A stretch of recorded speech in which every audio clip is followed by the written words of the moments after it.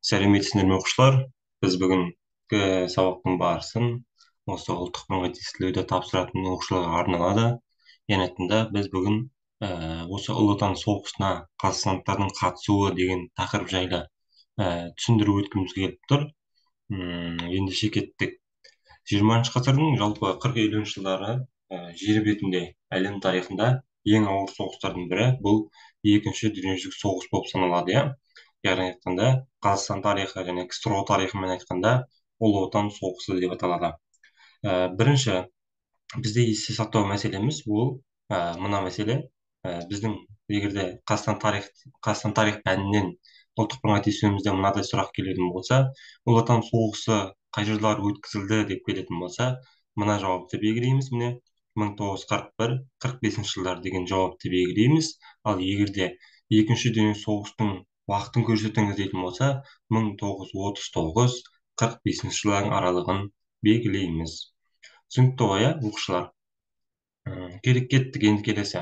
1941 жылы 22 маусымда фашистік Германия өзара шабуыл жасау жөніндегі кеңестік Герман шартын бұзып, неміс армиясы соғыс жарияламастан КСРО аумағына баса көктеп кірген болатын. Міне осы уақытта ұлы отан соғысы КСРО жерінде үш негізгі шайқасқа бөлінді. Біріншісі Мәскеу түбіндегі шайқас, екіншісі Сталинград түбіндегі шайқас, үшінші Ленинград түбіндегі шайқас деп негізгі үш шайқасқа бөлінді. Есте сақтауымыз, қазір бұл үш шайқасына жеке-жеке тоқталатын боламыз. Енді 1940 жылы Германия КСРО-ға қарсы басқыншылық соғыс жоспарының құпия атауы Барбаросса деп аталды, немесе қауырт соғыс жоспары деп аталды. Бұл жоспар арқылы Германия КСРО-ның Астрахан бетіне 6-8 аптаның ішіне жаулап аламыз деген мақсат қойды өзінің алдына. Бұл соғысқа қазақстандықтардың қатысқанының саны 1.200.000 адамды құрады. Олардың ішінде 12-ші атқыштар және 4-ші атты әскер дивизиясы, 7 атқыштар бригадасы, 50-ге жуық жеке полк пен батальондар құрылды. Жақсы. Осылай қысқаша ұлы отан соғысы туралы қысқаша ақпарат осындай. Оқушылар, міне көріп отырмыз. Енді біз негізгі шайқастарға тоқталатын боламыз.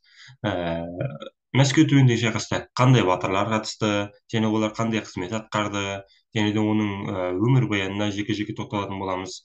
Одан кейін Сталинград шайқасында және де Ленинград түбіндегі шайқаста қандай батырлар ерлік көрсетті, кімдер 2 мәрте кеңес одағы батыры атағын алды, және де неше адам осы ұлы отан соғысында кеңес одағы батыр атағын алғандығын туралы айтатын боламыз. Енді Мәскеу түбіндегі шайқасқа келейік. Қазақстанның атынан ең алғашқылардың бірі болып 312-ші атқыштар дивизиясы соғысқа аттанды. Біздер білеміз, Панфилов бастаған дивизия деп айтамыз, немесе 316-ші атқыштар дивизиясы деп айтамыз. Олар ең алғашында 312-ші атқыштар дивизиясы деп аталды. Кейіннен олар 316-ші атқыштар дивизиясы болып өзгертілді. Ал одан кейін барып, соңында 8-ші гвардиялық дивизия болып өзгертілді. Бұл дивизияның генерал-майоры, бастығы, яғни бір сөзбен айтқанда Панфилов болды. Енді осы дивизияның қатарында, немесе Мәскеу түбіндегі шайқаста ерлік көрсеткен қазақстандық батырлардың қатарында біз Мәлік Ғабдуллин, Бауыржан Момышұлы, Төлеген Тоқтаров, Жанғозин, Елебаев, Елебековтар ерлік көрсетті өзінің. Түсінікті ғой? Әр батырларды қай шайқасқа қатысқандығын есте сақтап аламыз. Егерде бізде Мәлік Ғабдуллин, Бауыржан Момышұлы, Төлеген Тоқтаров дегендер қазіргі біздің ұлттық бірыңғай тестілеуімізде келіп жүрген сұрақтарда жүр, осы үш адамның есімдері, аттары келіп жүр, естеріңізде болсын.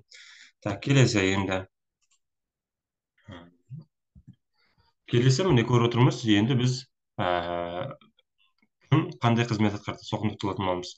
Мәлік Ғабдуллин осы Мәскеу үшін шайқаста 316-ші атқыштар дивизиясында ротаның саяси жетекшісі қызметін атқарған.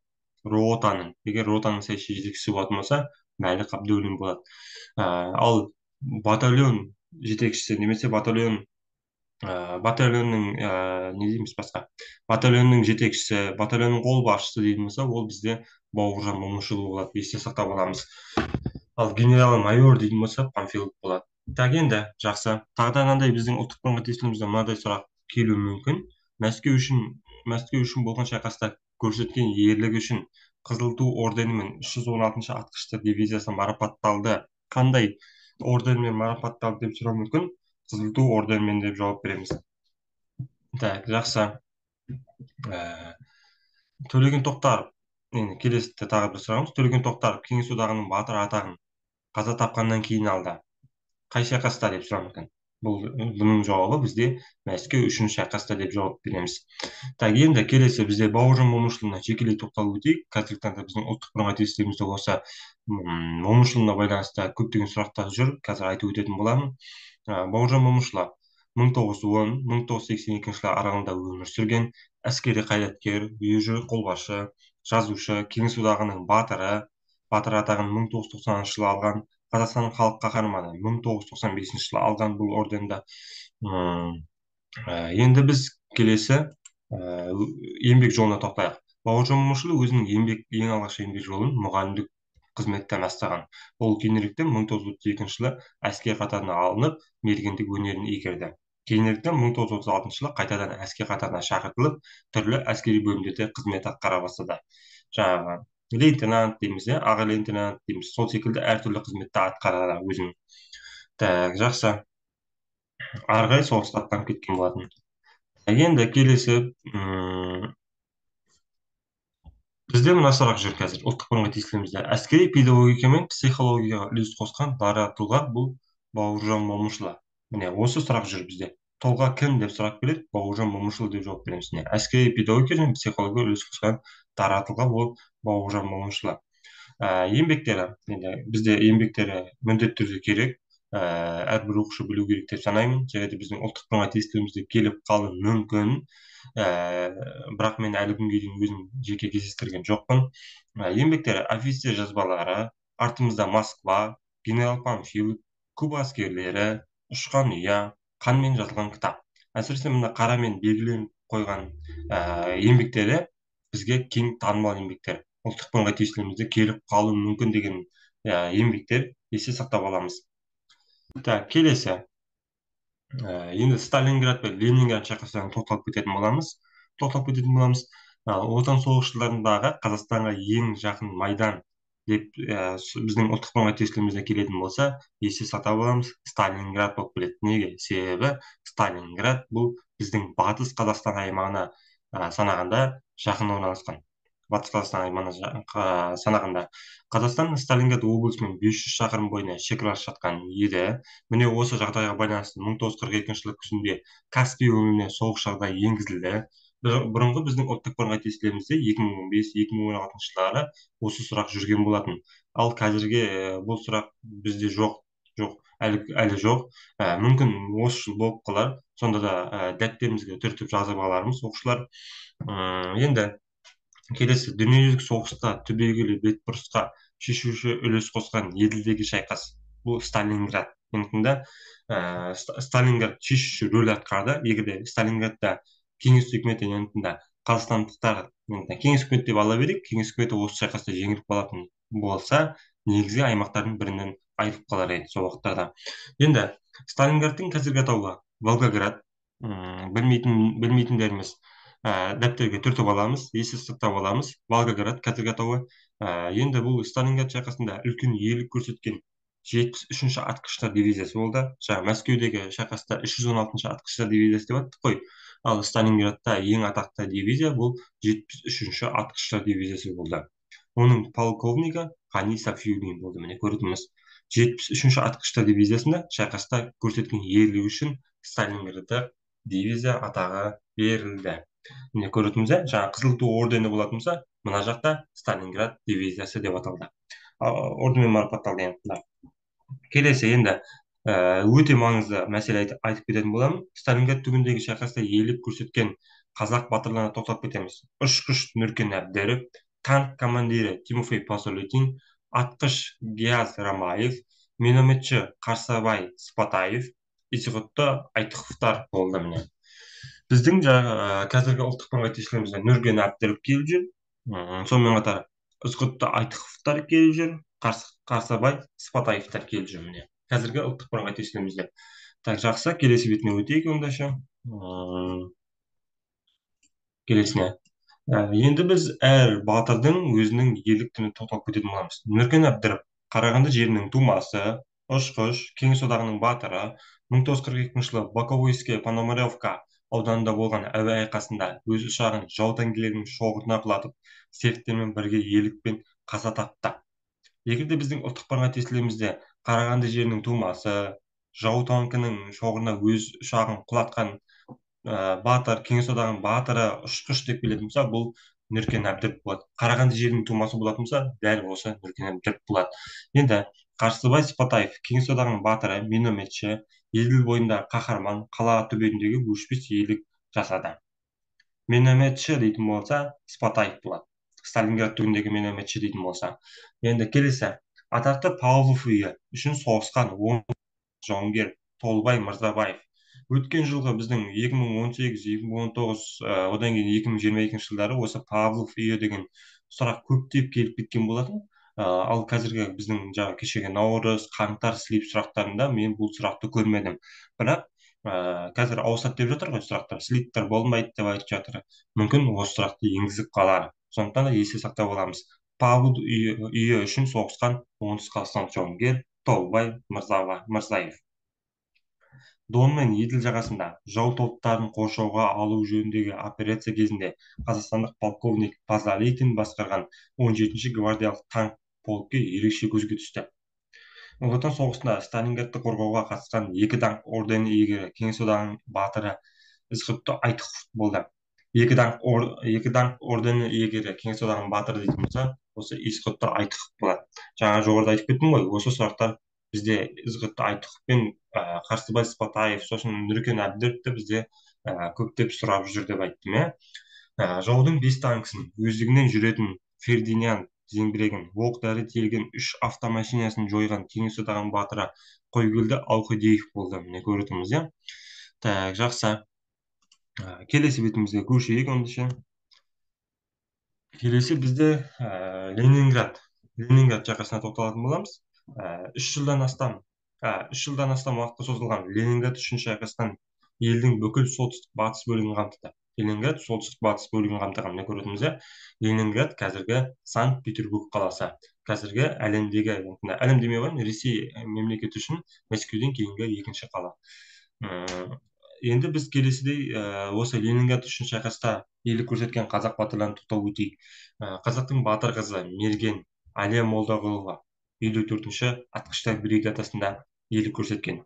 Невал қаласы үшін ұрыста ерлікпен қаза тапқан аға сержант пулеметші Мәншүк Мәмбетова 100-ші атқыштар бригадасында ерлік көрсетті. Егер Невал қаласы пулеметші және 100-ші атқыштар бригадасының құрамында болған дейтін болса, ол Мәншүк Мәмбетова. Ал 54-ші атқыштар бригадасы мерген дейтін болса, Әлия Молдағұлова болады. Есімізде сақтап аламыз. Пулеметші мен мергенді екеуін естемейміз, шәтелестірмейміз. Келесі, Сұлтан Баймағамбетов, кеңес одағының батыры, 1943 жылы 25-ші шілде күні шайқаста жау жүз отын кеудесімен жауып, ерлікпен қаза тапты. Түсінікті ғой, иә? Келесі, Днепр үшін шайқаста 18 жасар ең жас қазақстандық кеңес одағының батыры атанды. Жәнібек Елеусізов. Бұл тұлғаны көп оқушылар білетін шығар, себебі ең жас жауынгер, ең 18 жасар қазақстандық батыры дейтін болса, көп жауап беріп жатады ғой сұрағы. Сонда да білмейтіндеріміз есте сақтап аламыз. Жәнібек Елеусізов. Днепр үшін шайқаста жоғарғы үкімет марапатына ие болғандар: Әлімбетов, Сүлейменов, Жақсылығұлов, Шәкенов, Шәкәров. Міне көретініміз. Так, жақсы, келесі бетіне өтейік ендеше. Келесі, Ленинград қаласы қорғауға қатысқан Балтық флотының қызыл тулы Киров крейсеріндегі қазақстандық жауынгерлердің саны 156. Киров дейтін болса, енді қызыл тулы, Балтық флотының қызыл туы дейтін болса, егер қазақстандықтардың санын сұрайтын болса, бұл 156 болады. Енді бізде көп жылда келетін сұрақ қой негізі. Ұлттық бірыңғай тестілеуімізде жаңағыдай 2 мәрте Кеңесудағы батыр атағын алған кісілерді көрсетіңіз деп келеді. Жаңағы 2 балдық, 1 балдық, 3 балдық үш адамның атын көрсет деп келеді. Кей кезде 2 адам, кей кезде 1 адамның атын көрсет деп келеді. Бұл кісілердің барлығын жаттап алуымыз керек. Өзі 4 адам ғана. Не, бірінші Талғат Бегелдинов, екінші Леон Беда, Иван Павлов, Сергей Луганский деген тұлғалар Кеңес одағының 2 мәрте батыр атағын алған кісілер. Енді ұлы отан соғысында қазақстандықтардың арасында бірінші болып жанған ұшағын жау тобына бағыттаған Бақтыораз Бейсекбаев болды. Ол кісіге 1996 жылы Ресей Федерациясының батыр атағы берілді. Сонымен қатар 1998 жылы Қазақстан Республикасының президенті Нұрсұлтан Әбішұлы Назарбаев халық қаһарманы атағын беру туралы жарлық шықты. Бізде әсіресе осы Бақтыораз Бейсекбаев деген кісіге, тұлғаға, батырға осы халық қаһарманы атағын қай жылы берді, немесе 1998 жылы қандай атақ берді деп бізде сұрап жатады. Немесе халық қаһарманын алған кісі кім деп сұрап жатады, міне дәл осы жылмен. Сондықтан да есте сақтап аламыз. 1941 жылы патриоттық тақырыпта жазылған Жамбыл Жабаевтың өлеңі Ленинградтық өренің болып саналады. Так, жақсы. Келесі бетіне көшейік ендеше. Енді келесі бізде партизандық қозғалыс, партизандық соғыс арқылы өзінің ерлігімен ерекше көзге түскен тұлғаларға тоқталып кететін боламыз. Қаһармандық партизан қозғалысы ұлы отан соғысы жылдарында қазақстандықтар тек майданда ғана емес, жау тылында да шайқасты. Соғыс жылдарында партизан қозғалысына қатынасқан қазақстандықтардың саны 3,5 мыңға жетті. Партизандық қозғалысқа қатынасқан қазақстандықтардың санын сұрайтын болса, ол 3,5 мыңға деп айтамыз. Так, олардың қатарында Ахмедияров, Омаров, Сыдықов, Қайсенов, Қасым Қайсенов, Шәріпов, Жангелдин және тағы басқалар болды. Бізде әсіресе партизандық соғыс туралы ерлік көрсеткен кім деп сұрайтын болса, осы Қасым Қайсеновті көп деп сұрайды. Партизандық қозғалыстың ішіндегі қазақстандық әйелдер Байсейітова, Жұмабаев, Ағаділова, міне көріп отырмыз. Одан кейін шетелдегі қарсыласу қозғалысына қатысып даңқын шығарған Кеңес одағының батыры атанған қазақстандықтар Егоров, Құсайынов. Келесі Рейхстаг терезесінің біріне ту тіккен қазақстандық жауынгерлер Қошқарбаев, Булатов. Көрдіңіз бе? Қазақстан Республикасының тұңғыш қорғаныс министрі болған Сағадат Нұрмағамбетовке Кеңес одағы батыр атағы берілді. Берілген үшін шайқаста. Есте сақтап аламыз. Түсінікті ғой, бұл сұрақтан көбісі қателеспейді деп ойлаймын. Соңғы сұрақтан енді біздің келесі айтатын мәселеміз. Фашистік Германияға қарсы соғыс жеңіспен аяқталғаннан кейін қазақстандық әскерлер Квантун армиясына қарсы шайқаста. КСРО әскері Жапонияға қарсы әскери бомбаларын ұйымдастырды. Кореяны азат еткені үшін орден мен медальдарға ие болған қазақстандықтардың саны 14 адам. Келесі Жапонияны жеңгені үшін медальдарға ие болған қазақстандық саны 234 адам. Үшінші, ұлы отан соғыс жылдарында Кеңес одағының батыр атағын алған қазақстандықтардың саны 497. Кейбір біздің ұлттық бірыңғай тестілеуімізде 400-ге жуық, 500-ге жуық, 600-ге жуық деп келеді. Соның ішінде біз 500-ге жуық деген таңдаймыз. Себебі жуық дегеніміз ол соған жетер-жетпес деген сөз. Түсінікті ғой? 400-ге жуық деген таңдап қойып жүрмеңіздер. Дұрыс жауап 500-ге жуық болады сол уақытта. Екі варианттардың ішінде. Түсінікті ғой? Міне балалар, осымен біздің бүгінгі ұлы отан соғысына арналған ұлттық бірыңғай тестілеуімізге арналған сабағымыз аяқталды. Бұл мәліметтердің барлығы Жұбанов оқулығымен пайдаланып жазылған. Сонымен қатар мектеп бағдарламасындағы оқулықтармен салыстыра отырылып жазылды. Егер сіздерге біздің еңбектеріміз ұнаса, арнаға тіркеліп лайк баса отырыңыздар, және де достарыңызға жіберіп біздің комментарийге қолдау білдіре кетіңіздер. Жақсы, сау болыңыздар оқушылар.